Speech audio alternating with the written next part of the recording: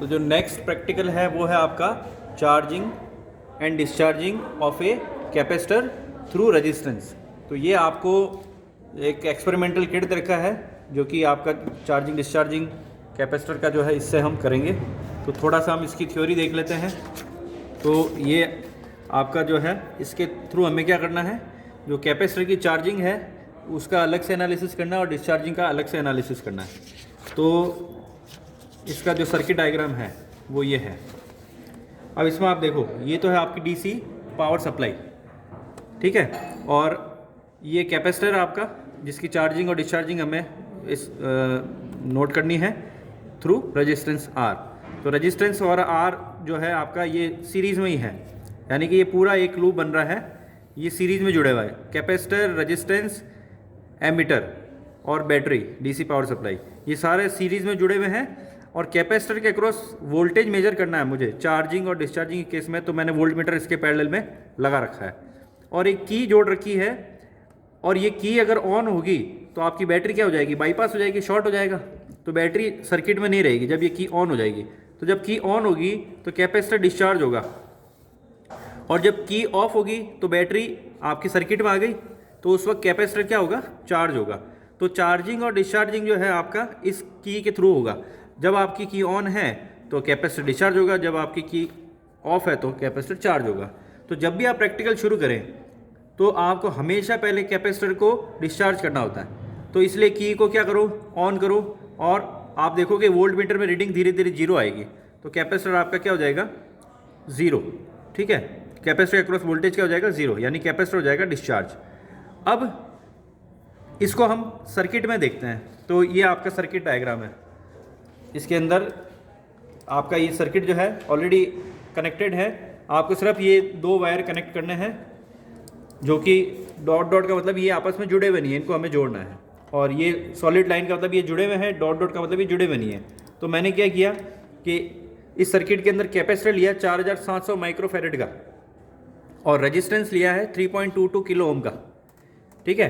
तो इन दोनों को मैंने आपस में जोड़ दिया ताकि सर्किट के अंदर ये रेजिस्टेंस और कैपेसिटर जुड़ जाए। उसके बाद में यहाँ सर्किट के अंदर देखो एक ये वाली की है जो कि मैं आपको अभी दिखा रहा था कि ये वाली की। तो इस की को जब आप यहाँ रखोगे डिस्चार्जिंग पे, तो इसका मतलब क्या हुआ कि ये की क्या है, ऑन है, ऑन है। और अगर मैं इसको यहाँ चार्जिंग पे रखूँगा तो ये क्या हो जाएगा आपका, ऑफ। तो capacitor, battery, DC power supply जो है आपकी ये वाली, इसके थ्रू चार्ज होगा। तो शुरुआत में मैंने इसको डिस्चार्जिंग पे रखा है, और डिस्चार्जिंग पे रखेंगे तो उस वक्त वोल्टेज की जो वैल्यू आएगी, क्योंकि ये वोल्ट मीटर जो है रीडिंग इतनी अच्छी नहीं बता रहा है, इसलिए मैं इसको मल्टीमीटर की सहायता से रीड कर रहा हूँ। तो ये मल्टीमीटर जो है हमें कहाँ कनेक्ट करना है, क्योंकि वोल्टेज मुझे मेजर करना है कैपेसिटर के क्रॉस, तो इसलिए इसको लगाएंगे इस कैपेसिटर के पैरेलल में।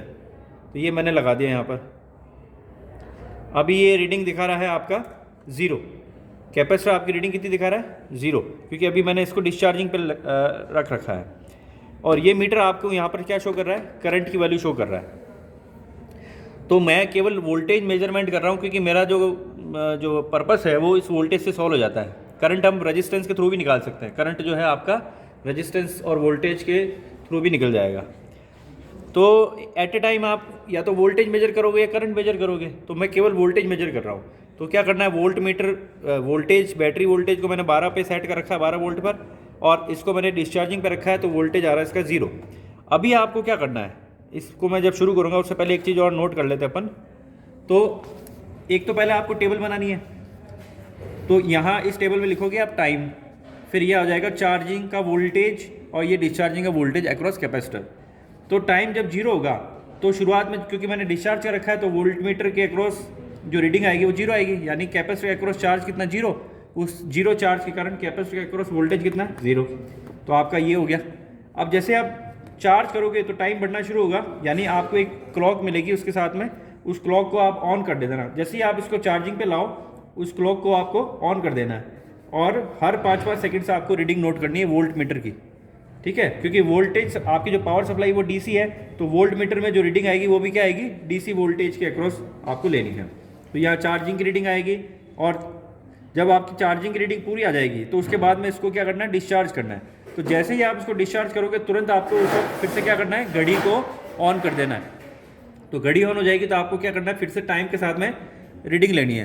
तो जब आप डिस्चार्ज करते हो तो शुरुआत में क्योंकि कैपेसिटर चार्ज हो रखा होगा तो डिस्चार्जिंग की जो शुरुआत की रीडिंग आएगी 0 सेकंड के लिए वो आएगी मैक्सिमम, और फिर धीरे धीरे कम होगी। तो इसको मैं इस ग्राफ से समझा देता हूँ। जब आप चार्ज कर रहे होते हैं कैपेसिटर को तो वोल्टेज जो है टाइम के साथ वोल्टेज जो है वो बढ़ना शुरू होगा। शुरुआत में तेजी से बढ़ेगा, फिर बाद में धीरे धीरे बढ़ेगा, ठीक है। और बाद में जब डिस्चार्ज करोगे तो मैक्सिमम वोल्टेज से धीरे धीरे ये डिस्चार्ज होना शुरू होगा, ठीक है। तो ये आपका ग्राफ आ गया। अब रीडिंग कैसे लेनी है तो वो देख लो। मैंने इसको मल्टीमीटर को डीसी वोल्टेज पे सेट कर रखा है और मैं इसको कैपेसिटर के अक्रॉस पैरेलल में जोड़ रखा है। अब मैं इसको क्या कर रहा हूँ, चार्ज कर रहा हूँ। तो जैसे ही मैं इसको चार्ज करूँगा तो यहाँ देखो इसकी रीडिंग 0 आ रही है, ठीक है। तो इसके अंदर आप वोल्टेज देख रहे हैं, धीरे धीरे वोल्टेज जो है टाइम के साथ में बढ़ रहा है और आपको हर 5-5 सेकंड में इस वोल्टेज की रीडिंग को नोट करना है, ठीक है। अभी जैसे ये चार्ज हो जाएगा थोड़े से टाइम, क्योंकि इसका जो टाइम कांस्टेंट आएगा वो क्या आएगा, C और R की वैल्यू को जब आप मल्टीप्लाई करोगे तो आपको क्या मिल जाएगा, टाइम कांस्टेंट मिल जाएगा, tau equal to R into C. तो टाइम कांस्टेंट अगर आपको मिल जाता है तो आपको आइडिया लग जाएगा कि कितने समय में ये कैपेसिटर लगभग पूरा चार्ज हो जाएगा, ठीक है। अभी मैं इसको बीच में डिस्चार्ज करके दिखा देता हूँ कि डिस्चार्ज होगा तो ये वोल्टेज जो अभी आ रहा है ये वोल्टेज क्या हो जाएगा, जिस भी लेवल से मैं इसको डिस्चार्ज करूँगा वहाँ से ये कम होना शुरू हो जाएगा। तो मैं इसको डिस्चार्ज कर रहा हूँ, तो डिस्चार्जिंग की मैंने प्रेस की तो देखो ये वोल्टेज आपको क्या हो रहा है, कम होते हुए मिल रहा है। तो आपको फिर से क्या करना है, टाइम के साथ में ये रीडिंग आपको नोट करनी है, ठीक है। तो आपका चार्जिंग और डिस्चार्जिंग का प्रोसेस जो है वो इस तरह से रहेगा। अब आप अलग अलग कैपेसिटर और अलग अलग रेजिस्टेंस की वैल्यू के साथ में ये प्रैक्टिकल वापस परफॉर्म कर सकते हो। और उसके बाद में आपको ये ग्राफ बनाना है। इस ग्राफ से आपको क्या करना है, जैसे मैंने चार्जिंग वाला ग्राफ लिया तो चार्जिंग वाला जो ग्राफ है उसमें वोल्टेज की वो वैल्यू जो कि मैक्सिमम आ रही है उसका 10% और 90% पर आपको 2 पॉइंट मिलेंगे। तो उनका अंतर जो होगा वो टाइम हो जाएगा T2 - T1, ठीक है। और वो टाइम कांस्टेंट टाउ के बराबर होगा लगभग, ठीक है। ये आपको एक्सपेरिमेंटली वेरीफाई करना है, ठीक है। अब देखो अभी देखो ये लगभग डिस्चार्ज हो गया आपका कैपेसिटर, तो ये 0 पर आ गया, ठीक है।